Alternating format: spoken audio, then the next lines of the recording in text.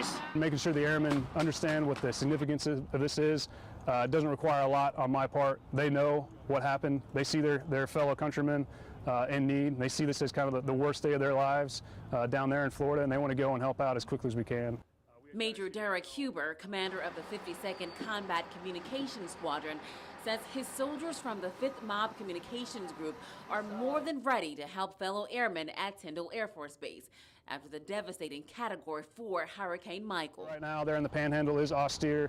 They've lost a lot. We want to be able to go and support, be a self-contained unit that's not drawing on any resources there, so that we can provide the resources that's needed by the communities. And as you can see, we're putting together a massive amount of equipment and personnel to go down, to Tyndall to basically support a base that has been wiped out, by a horrific event. So it's great to be able to go down and help people.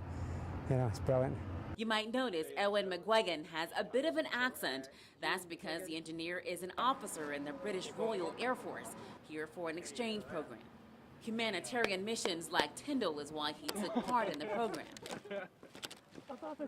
It's great. We love it. I've got my family here. We love being here.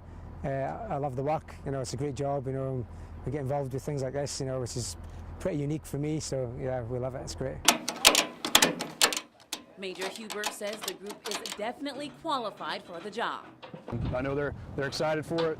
They want to be able to support in a way that really only the 5th Mob can do right now, because we're uniquely postured here in Robbins. We're just a couple hours up the road. We can get there very quickly, and we can get there and support our fellow Americans and fellow military members.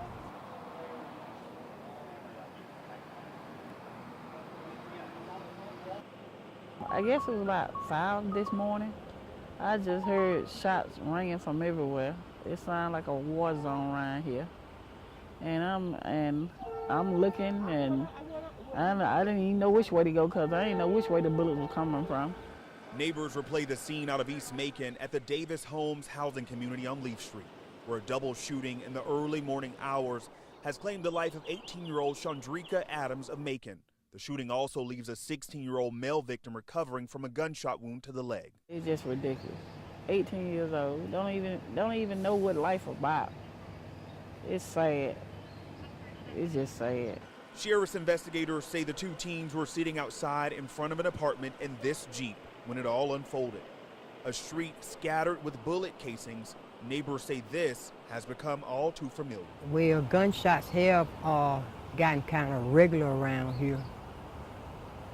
But other than that, it used to be a quiet neighborhood. Investigators worked the scene for hours, and as the sun rose over East Macon, from just 1 block away, there came a sound of hope for a better tomorrow. Wilbur Johnson says he lost a student of his own just over 2 weeks ago in Macon to gun violence. He says he plays his trumpet to share a reminder. Maybe to remind us that there's something else. There is a God, and we need him. And we need it bad. You don't want to see your babies destroyed in the streets like this, man. Something has to happen. Investigators have made no arrest in the shooting, which now marks Macon's 16th homicide in just 5 months. Neighbors say there's no fear, just faith. And I still feel safe because God is my protecting shield. We've survived everything else, and we will survive this too. But we've got to reevaluate our approach. In East Macon, Tavares Jones, WGXA News.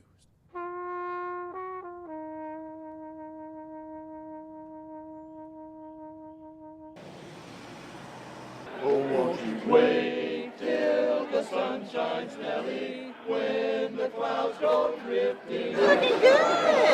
You got a good shape here. All eyes and cell phones were on the heads of some of Navicent Health's now baldest employees.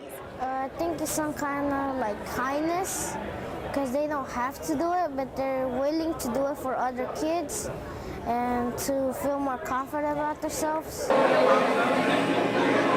The 5th annual Go Bald or Go Home charity event helps patients like Helvin, who was diagnosed this summer with leukemia, deal with the certain loss of his own hair. It makes me more confident about myself and that I'll lose my hair. I think you know doing better than I would. Barbara Shelby Hurd lost a childhood friend to a rare bone cancer and says the event always helps her reflect. His name was Christopher, and he did pass away. I'm sorry. And just being able to do something like this is awesome. It does come full circle, especially seeing the kids that are going through it. Oh my gosh, I can't imagine. Even though it's not easy to voluntarily give up your hair, Scott Daniels hopes this stops one idea young patients face while fighting cancer. Hopefully it'll also show the children that you're not defined by your hair. In Macon, Nikel Williams, WGXA News. All right.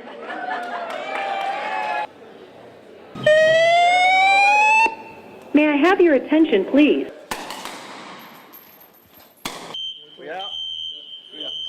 Today I wanted to observe and see if what we've been training and what these guys have been doing, I wanted to see it come together.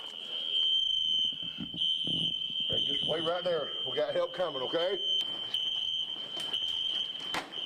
Something Mike Tyson used to say back in the 90s, and that is everybody has a plan until they get punched in the face. And we have a plan, and everybody knows our plan, and we've gone over our plan. But in a real life scenario, more likely than not, you're going to fall back on your highest level of training and your instincts. We never want this type of situation to happen, but of course we have to be practical and we have to ensure that we're taking the necessary procedures and steps to make sure that we minimize any injuries and fatalities. That's why we got to train to get better, to increase our level of training so we're ready, you know, in a worst case scenario. Study abroad sort of thing. But they were making...